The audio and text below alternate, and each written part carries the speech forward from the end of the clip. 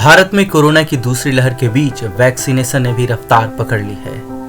शनिवार सुबह तक 9.80 करोड़ वैक्सीनेशन की डोज लगाए जा चुके हैं। वैक्सीन डोज लेने के बाद भी कई लोग कोरोना इन्फेक्शन ग्रसित हो गए हैं।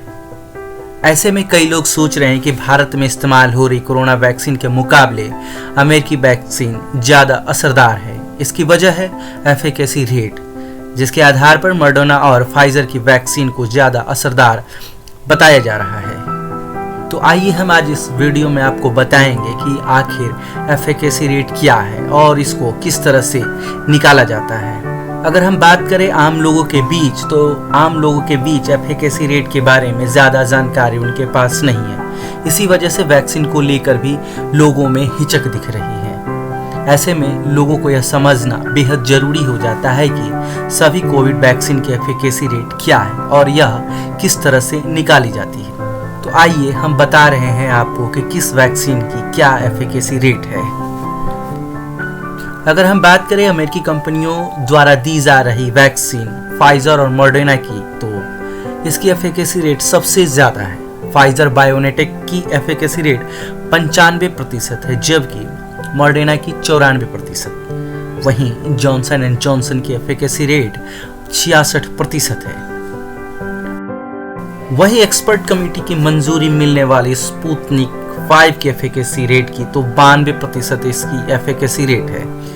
वहीं नोवावैक्स की 79%, जबकि भारत बायोटेक की कोवैक्सीन की 81% और ऑक्सफोर्ड एस्ट्राजेनेका की 67% है।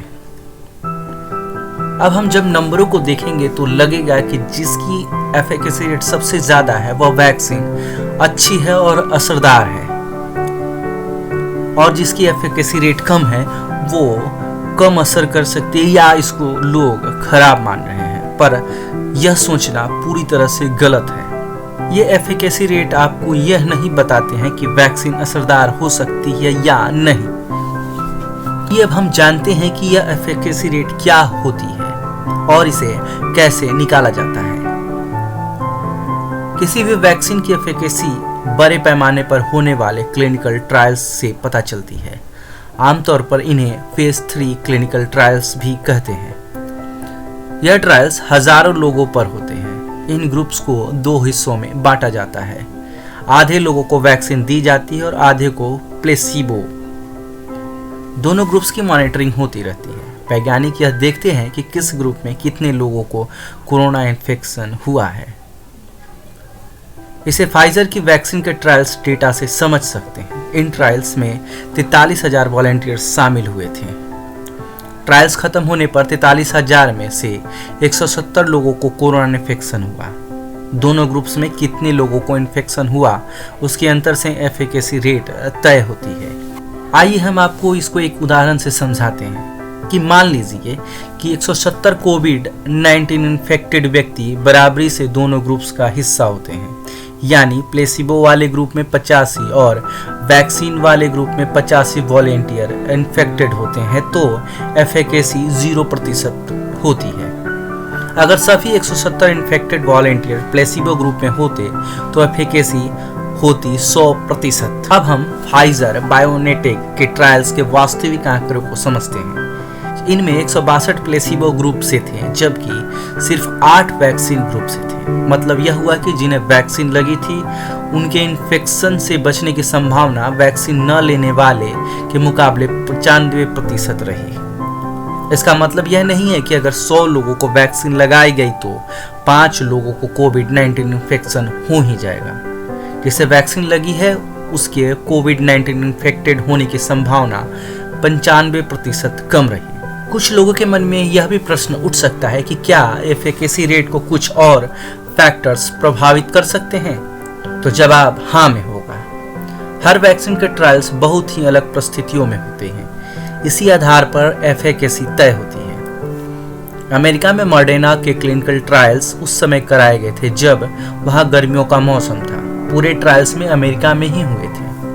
फाइजर बायोनेटेक के ट्रायल्स भी मुख्य रूप से अमेरिका में ही हुए थे और वह भी गर्मियों के सीजन में। तो वहीं जॉनसन एंड जॉनसन के ट्रायल्स उस समय हुए जब ज्यादा लोगों के कोविड-19 इन्फेक्टेड होने का खतरा था। जॉनसन एंड जॉनसन के ट्रायल्स अन्य देशों में भी हुए थे, मुख्य रूप से दक्षिण अफ्रीका और ब्राजील में भी। दोनों ही देशों में उस समय इन्फेक्शन रेट ज्यादा था, वहीं दोनों ही देश में वायरस भी अलग अलग था। उसके नए स्ट्रेन्स भी सामने आ चुके थे। ट्रायल्स उस समय हुए थे जब कोविड-19 के वेरिएंट्स सामने आने लगे थे और उनसे इन्फेक्शन भी तेजी से फैल रहा था। दक्षिण अफ्रीका में जॉनसन एंड जॉनसन के ट्रायल्स के दौरान जो भी केस सामने आए उनमें 67 नए वेरिएंट से इन्फेक्टेड हुए थे। यह स्ट्रेन अमेरिका के ओरिजिनल वायरस से अलग थे, जिन पर गर्मियों में ट्रायल्स हुए थे। इसके बाद भी नतीजे अच्छे रहे। इन वैक्सीन के एफिकेसी रेट आपको यह तो बताते हैं कि ट्रायल्स के दौरान वैक्सीन इन्फेक्शन से बचने में कितनी इफेक्टिव रही, पर यह नहीं बताते हैं कि वास्तविक दुनिया में उस समय क्या हो रहा था। कई एक्सपर्ट्स कहते हैं कि वैक्सीन के एफिकेसी रेट्स के नंबर किसी भी वैक्सीन पर फैसला लेने का सबसे अच्छा तरीका नहीं हो सकता है, क्योंकि वैक्सीन का काम सिर्फ किसी वायरस से बचाना नहीं होता है। तो अब हमारे सामने यह प्रश्न उठता है कि आखिर वैक्सीन का उद्देश्य क्या होता है।